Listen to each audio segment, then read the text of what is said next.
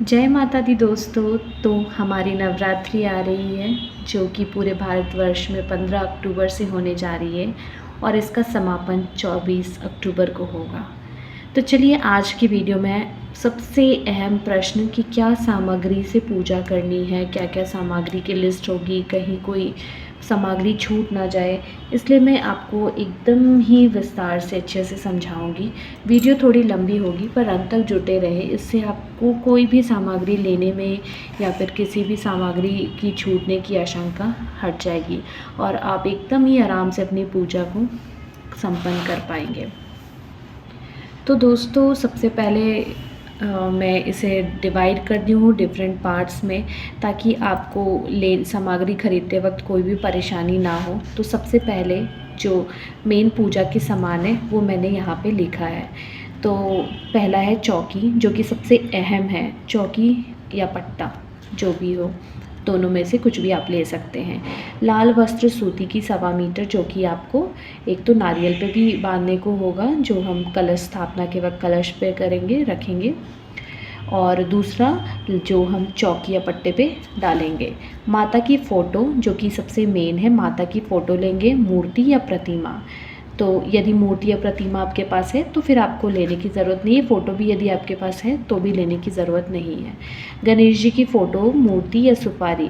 तो सुपारी को भी गणेश जी का रूप माना जाता है, तो या तो सुपारी या तो गणेश जी की फ़ोटो या मूर्ति ले सकते हैं, या आपके घर पर उपस्थित है तो कोई बात नहीं। ये सब आप देख लें, एक बार चेक कर सकते हैं यहाँ से, इस लिस्ट से। नवग्रह यंत्र, जो भी नवग्रह यंत्र रखते हैं उनके लिए ये है, या धातु के रखते हैं या चावल या 9 सुपारी लेकर रख सकते हैं, और जिनके घर में नहीं होता ये कोई बात नहीं।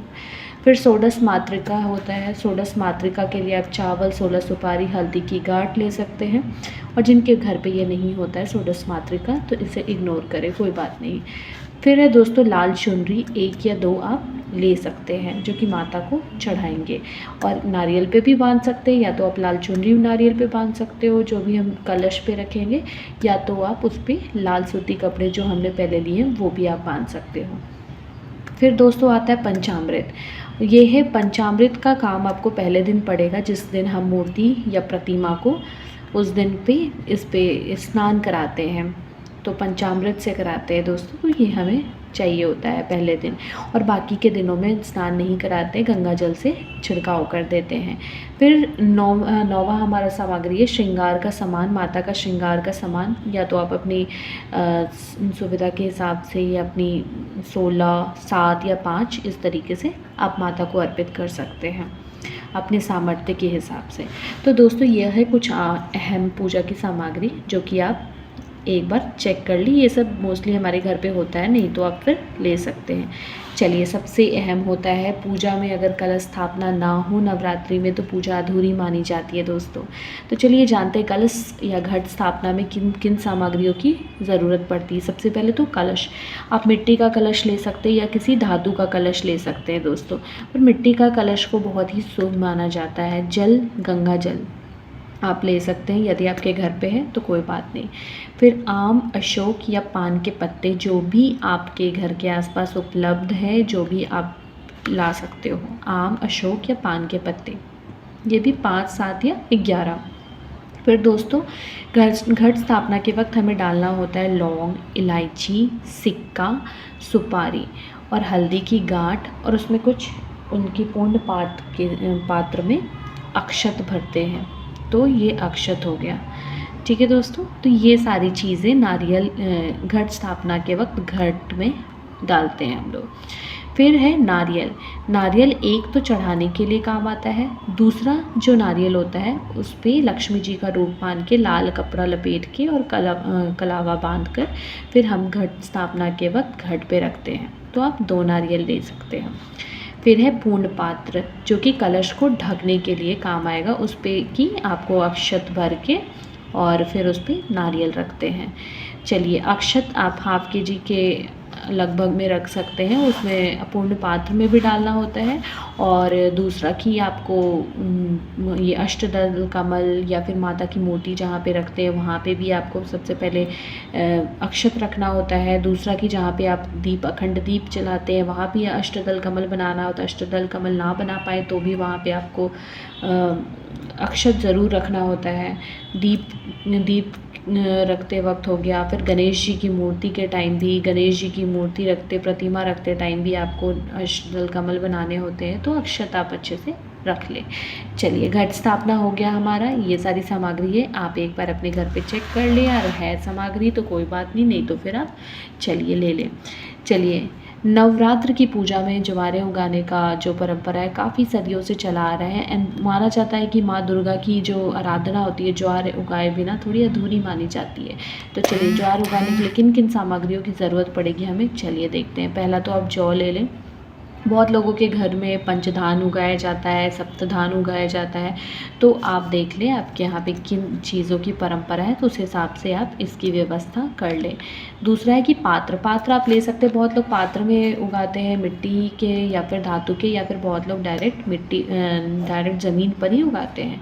तो आपके घर में क्या परंपरा है आप देख लें। अगर मिट्टी या धातु के उगाते हैं तो उसकी भी अरेंजमेंट पहले से कर ले। तीसरा है मिट्टी, साफ़ मिट्टी होनी चाहिए, तो उसकी व्यवस्था भी आप पहले से करके रखिए, क्योंकि लास्ट वक्त बहुत ही परेशानी हो जाती है। अगर मिट्टी आप ले भी आते हैं तो मिट्टी अगर कैसी है, अगर साफ़ नहीं है तो फिर प्रॉब्लम हो जाती है।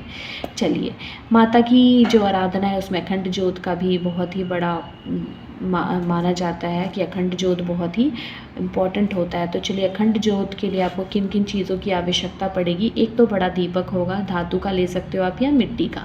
जो उसके बाद बड़ी बत्ती होनी चाहिए, बड़ी लंबी बत्ती, या तो रुई की या तो लाल कलावा की आप बाती बना सकते हो। तो जो भी आप इस्तेमाल करते हो, रुई की या लाल कलावा की, जो भी आपको सुविधा लगती हो इस्तेमाल करने में। दूसरी है जलाने के लिए घी, देसी घी या फिर तिल का तेल आप ले सकते हो। तो दोस्तों, लगभग 1.5 लीटर 2 लीटर के हिसाब से आप रख लें। अष्टदल कमल के लिए आपको फिर से यहाँ पे चावल होगी, मैंने पहले ही बोला था। अक्षत आप अच्छे से रख लें, ताकि हर जगह हमें अष्टदल कमल बनाने की ज़रूरत पड़ती है। तो ये हो गया दोस्तों हमारा अखंड ज्योत का सामान। इस तरीके से आपका अखंड ज्योत का सामान हो गया। तो एक बार, बहुत सारी चीज़ें हमारे घर में भी होती है तो एक बार चेक कर लें, जो नहीं है तो लिस्ट में ऐड करके ज़रूर खरीद लें पहले। पूजा की सामग्री, चलिए दोस्तों, पूजा की किन किन सामग्रियों की ज़रूरत पड़ेगी। जैसे धूप बत्ती आप ले सकते हैं 1 पैकेट, या फिर आप अपने हिसाब से ले सकते हैं जितना भी आपको प्रयोग करते हो आप। दूसरा है अक्षत, रोली, चंदन, हल्दी, कुमकुम। उसके बाद जनेऊ 3 या 4 आप रख लें। कलाबा 1, मौली, उसके बाद फिर कलावा या मौली, दोनों में से कुछ भी आप 1 पैकेट ले सकते हैं। इसको बाती में भी प्रयोग होगा। दूसरा, हम जब नारियल पे कपड़े लपेटते हैं उस वक्त बांधने में काम आएगा। जब हमारा ज्वारे उगाने के लिए जो पात्र लेंगे उसको उस पर भी बांधा जाता है। दूसरा कि आपका वस्त्र रूपी भी इसे समर्पित करते हैं माता को, गणेश जी को। फिर लेंगे शहद, जो कि माता को बहुत ही ज़्यादा पसंद है। फिर इत्र, फिर खड़ी हल्दी, लौंग अच्छे से रख लें, क्योंकि माता के प्रसाद में लौंग ज़रूर चढ़ाया जाता है। फिर दोस्तों इलायची 11 से 15 आप रख ही लें।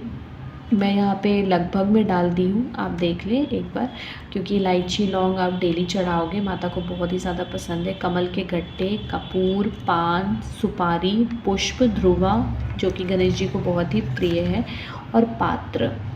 ठीक है दोस्तों, जिस पे आप भोग लगाओगे। चलिए, ये थी पूजा की कुछ अहम सामग्री। एक बार आप चेक कर लें, बहुत सारी चीज़ें आपके घर पे होंगी, नहीं तो फिर आप खरीद सकते हैं।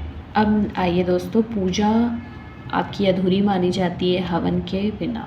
तो मोस्टली हवन लोग करते हैं अष्टमी को, नवमी को। तो आप देख लें हवन में आपको किन किन सामग्रियों की ज़रूरत पड़ेगी। पहले तो आप पात्र ले सकते हैं, क्योंकि बहुत शहर में लोग रहते हैं तो वो ज़मीन पे नहीं कर सकते हवन, या ज़्यादातर लोग धातु की या मिट्टी की ही पात्र इस्तेमाल करते हैं। फिर गाय के गोबर के उपले, आम की लकड़ी, सामग्री जो कि बनाया हो मिलता है हवन के लिए सामग्री, वो आप डायरेक्ट ख़रीद सकते हैं मार्केट से, या फिर आप स्वयं भी बना सकते हैं। स्वयं बनाना चाहते हैं तो उसके लिए भी वीडियो में, अगर आप बनाना चाहते हैं तो आप प्लीज़ कमेंट बॉक्स में बताएं, मैं उसके लिए अलग से वीडियो बनाकर डाल दूँगी। और नहीं तो आपके पास समय का अभाव है या फिर आप उतना नहीं सक्षम है तो चुपचाप से आप सामग्री डायरेक्ट से ले सकते हैं। घी, पूर्ण आहुति के लिए जायफल, सुपारी ले सकते हैं आप। फिर गुगल, लोबान जलाने के लिए, फिर जौ, तिल, कमल के गट्टे, लौंग, बतासे से हवन किया जाता है। तो बहुत लोगों के घर में जो प्रसाद बनाया जाता है अष्टमी और नवमी को, पूड़ी, हलवे, उनसे भी होता है। तो जिससे भी आपके घर में हवन होता है, जो भी आपके घर की परंपरा है, वो यहाँ पे ऐड कर लें और एक बार लिस्ट में चेक करके आप अपना सामान ले लें। चलिए अब भोग प्रसाद पे आते हैं। भोग प्रसाद में किन किन चीज़ों की ज़रूरत पड़ती है? तो लौंग, बतासे जो कि माता को बहुत ही ज़्यादा प्रिय है, या ये तो आप ज़रूर ही खरीद लें। पंचमेवा ले लें, पंचमेवा आप 100 ग्राम के हिसाब से रख लें। मिश्री हो गई, मिठाई जो भी है, आप जो भी उपलब्ध है आपकी सामर्थ्य के हिसाब से आप चढ़ा सकते हैं माता को। माता भक्ति देखती है, भाव देखती है। माता कभी नहीं बोलती मिठाई चढ़ाओ, मिश्री चढ़ाओ। माता भक्ति भाव से ही बहुत प्रसन्न हो जाती है। नवरात्र के दिन के हिसाब से विशेष भोग भी आप लगा सकते हैं। आप अगर सामर्थ्य है आपका तो आप वो भी लगा सकते हैं। तो एक बार उसकी भी वीडियो मैं डालूँगी, वहाँ से आप चेक कर सकते हैं। मौसमी फल आप चढ़ा सकते हैं। पान आप चढ़ा सकते हैं मुँह शुद्धि के लिए। पान तो बहुत ही ज़्यादा माता को प्रिय है। उसमें या तो आप मीठा पान ले सकते हैं या तो पान में लौंग और इलायची के जोड़े डालकर उसको अच्छे से बांध के और लौंग उसमें लगा दें ताकि वो खुले ना, भीड़ी टाइप बनाकर, और वो माता को चढ़ाएं। माता को बहुत ही ज़्यादा प्रिय है। तो ये हो गया आपका भोग प्रसाद। चलिए दोस्तों, अब सबसे इम्पोर्टेंट पूजा की सामग्री तो आ गई। जाप एवं पाठ के लिए श्री दुर्गा सप्तशती पुस्तक आप लेंगे। ये अगर आपके पास जो पहले से करते होंगे नवरात्र, उनके पास तो ज़रूरी होगा। और दूसरा है दुर्गा चालीसा। इन दोनों को पढ़ना बहुत ही ज़्यादा शुभ माना जाता है। इन दोनों के पढ़े बिना पूजा तो आपकी पूरी होगी ही नहीं। तो एक बार दोस्तों ये लिस्ट को ज़रूर से चेक कर लें आप। मुझे लगता है कि आपको बहुत ही ज़्यादा मदद मिलेगी इससे। और यदि अगर मुझसे कुछ छूट गया हो तो प्लीज़ कमेंट बॉक्स में मुझे ज़रूर कमेंट करके बताएं।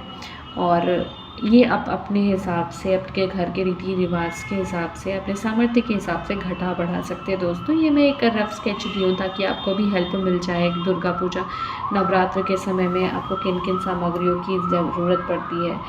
तो माता की तैयारी में आप जुड़ जाएं और अच्छे से माता का आह्वान करें ताकि आपकी हर दुख दर्द माता सारी समस्याओं का निर्वाण करे और माँ आपके घर में खुशहाली भर दे और आपके सारे जितने भी आपके जो भी जल्द से जल्द माता रानी आपकी हर दुख दुविधा को दूर करे और आपको धन धान्य से परिपूर्ण करे। जय माता दी दोस्तों।